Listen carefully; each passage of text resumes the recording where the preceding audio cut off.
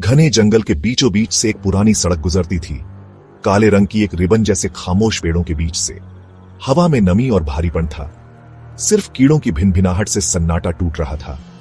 साधारण आदमी और उससे भी ज्यादा साधारण विश्वासों वाला रमेश अपनी बस का स्टीयरिंग कसकर पकड़े हुए था।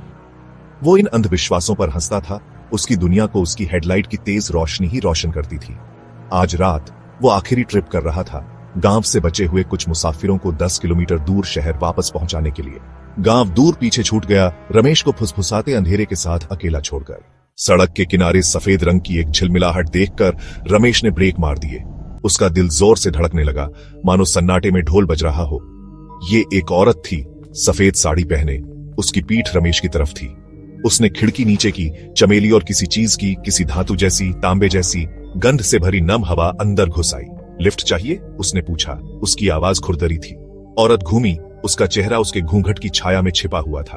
वो बस की तरफ बढ़ी, उसके नंगे पैर डामर पर बिल्कुल आवाज नहीं कर रहे थे। वो बिना कुछ कहे बस में चढ़ गई। उसकी मौजूदगी से रमेश की रीढ़ की हड्डी में सिहरन दौड़ गई। उसे शीशे में उस औरत के चेहरे की एक झलक दिखाई दी। पीला, खूबसूरत, आंखें मानो किसी अजीब रोशनी से जल रही हो। वो आखिरी वाली सीट पर अकेली बैठी थी, अंधेरे में डूबी हुई। सिर्फ उसकी सफेद साड़ी ही उसकी मौजूदगी का एहसास दिला रही थी। रमेश ने बात करने की कोशिश की, लेकिन उसके शब्द हवा में ही लटक गए। कोई जवाब नहीं मिला। उसने घबराकर एक बार फिर शीशे में देखा। औरत गायब थी, उसका खून सूख गया। उसने पलट कर देखा, लेकिन सीट खाली थी।